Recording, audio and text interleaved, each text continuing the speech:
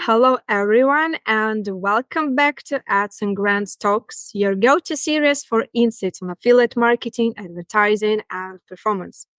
Today, I'm thrilled to be joined by Vlad Javtenko, CEO and co founder of RedTrack. Vlad's been in digital marketing for over 20 years, long before affiliate marketing became the powerhouse it's today. He's seen the industry grow and evolve, and RedTrack, which he co founded, is a leading tracking and conversion attribution platform. We are especially lucky to have him with us again. And those of you who tuned in last year might remember our conversation about building a strong SaaS startup. Today, we will focus on how ad networks and trackers can help you maximize ROI in your affiliate campaigns. Vlad, it's great to have you back. Thank you very much. I do remember our conversation last year. It was a pleasure. So thank you for welcoming me again.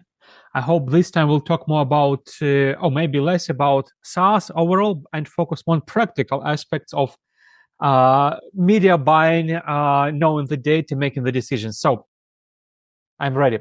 Super. Vlad, last time we spoke, you mentioned that RedTrack was very close to becoming profitable. So my question is, how had the journey been over the past year? Have you reached that milestone yet? And how has it influenced your product development and business approach? We managed to reach that milestone for a tiny bit of time. But then, That's a great look, we are a SaaS company. We are venture-backed SaaS company. Venture-backed SaaS company have a slightly different growth goals. They prefer growth over revenues. So we focused on accelerating our growth. So we were profitable, like I said, just to get there to show, yes, we can. But then we again increased our expenses. We started to build up the team. We are preparing for multiple things. In the end, you probably seen it on the news already. So Cat is out of the box. We raised Series A round, which would provide us with sufficient funds to continue building the product towards our next major milestones. That's great. Vlad, with your extensive experience in digital marketing, from your perspective, why is proper tracking so crucial for affiliate marketers today, especially if they want to maximize their ROI? Well, I would say it's not only for affiliate marketers, it's for everybody. And it all goes down to basics. But especially in affiliate marketing, where the decisions are very clear, the decision-making cycles of the audience are very short. It's all about knowing what's not working and what's working. And so what's not working, you need to kill quickly. What's working, you need to scale quickly. And in order to know those two things, you need to have tracking.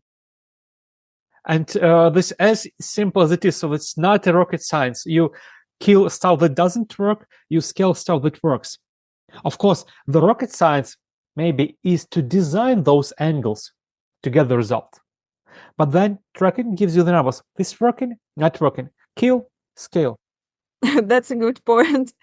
RedTrack helps marketers track campaigns across multiple channels like Facebook, Google, native ads, and more. Given that you've seen such a high volume of campaigns across these platforms, how does aggregating all this data give affiliates a competitive edge when optimizing their strategies?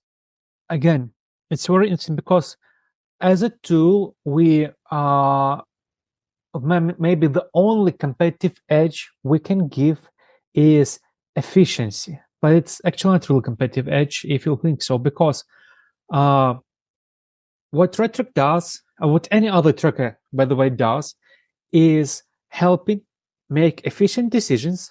And then, at least in RedTrack space, we also help implement them. So best to scale campaigns quickly. But that goes into the productivity.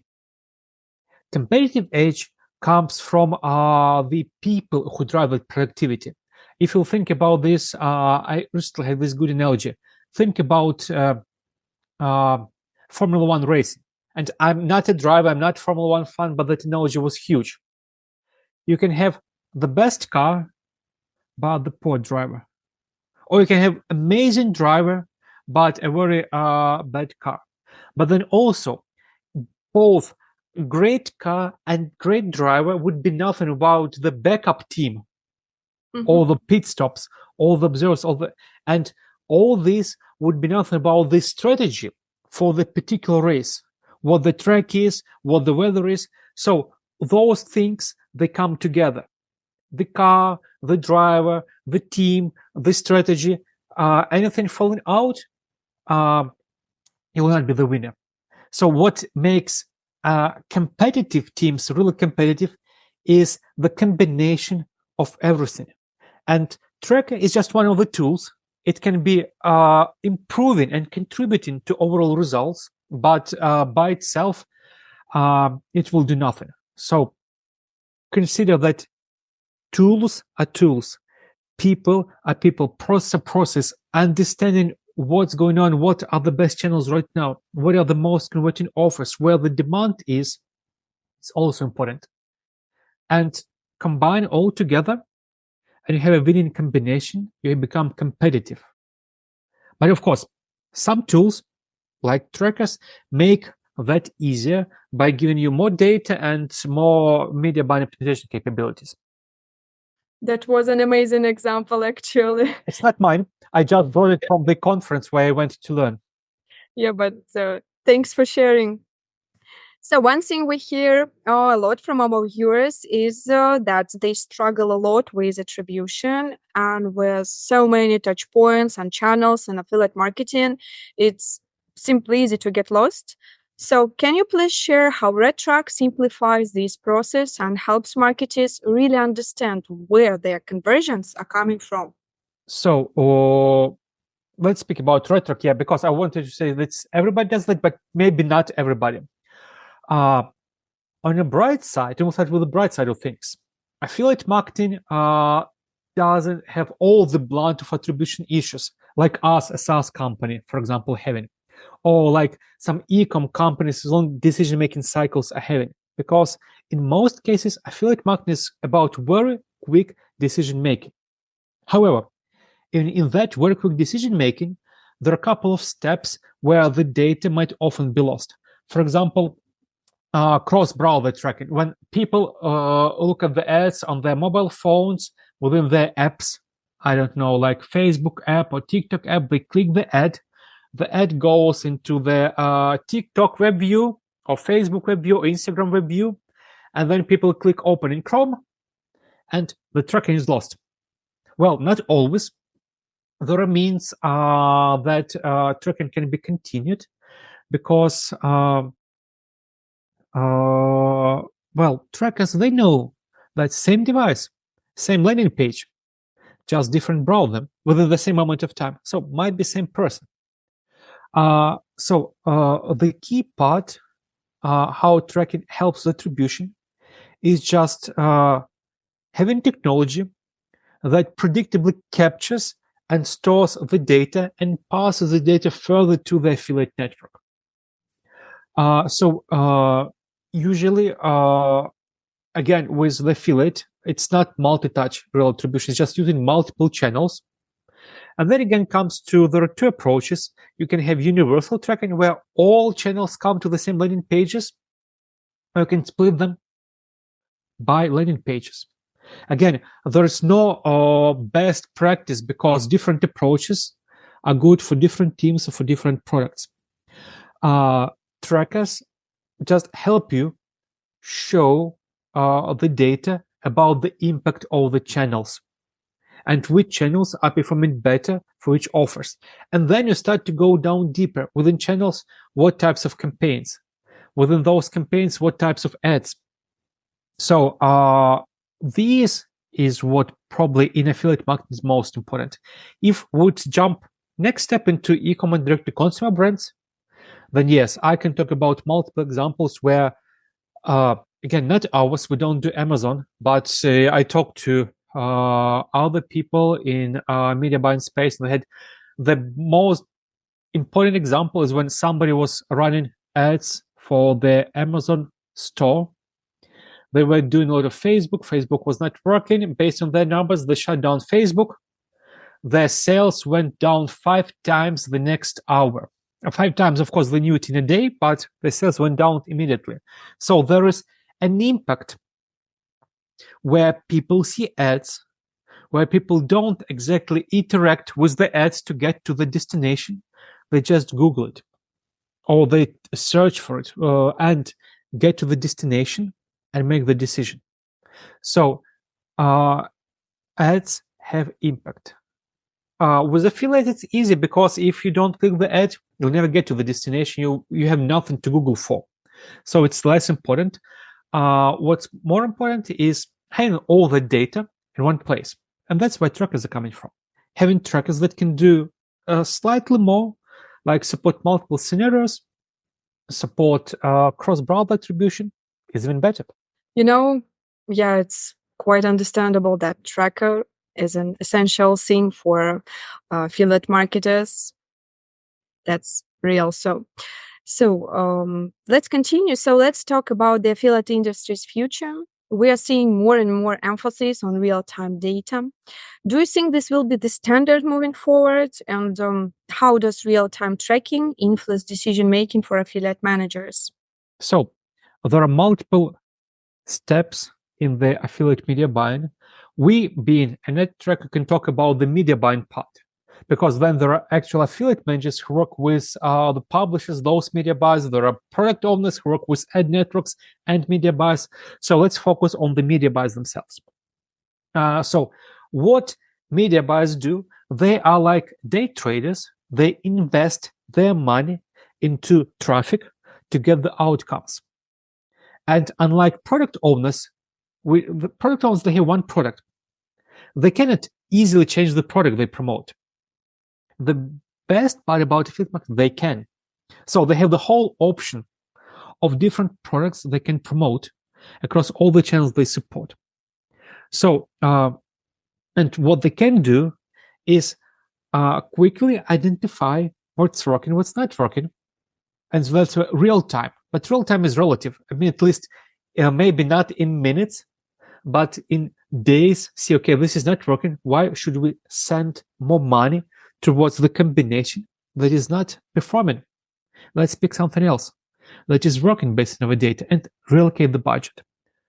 When real time comes into play is when media buyers, and usually that's media buying teams, they spend hundreds of thousands of dollars or euros or any other currency per hour.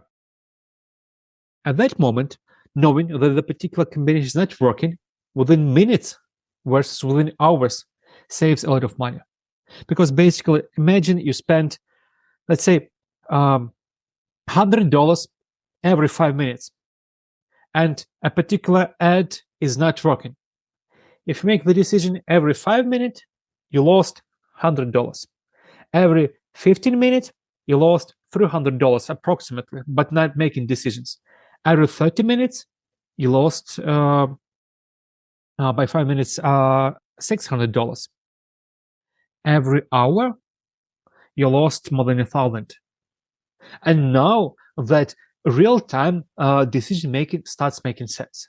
And if you multiply those lost opportunities between 5, 15 an hour or a day by number of days and months, and by number of ads media buying teams are running, so then it means that even like 10, 15, maybe $5 saved, multiplied by hours, multiplied by days, leads to huge end of month outcomes, because it's not only saving money, it's meaning freeing up budgets towards the channels or combinations that perform.